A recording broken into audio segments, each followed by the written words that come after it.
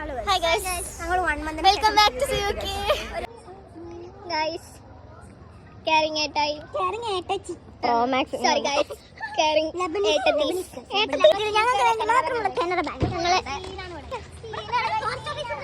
സ്വന്തം കാനറ ബാങ്ക്, സ്വന്തം post office,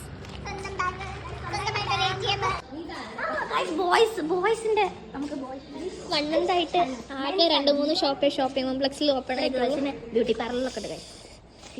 ഒരു സലൂൺ, ലോണ്ടറി ഏരിയ, പിന്നെ ഒരു ഐസ്ക്രീം ക്യാമ്പസിന്റെ സാധനമോ.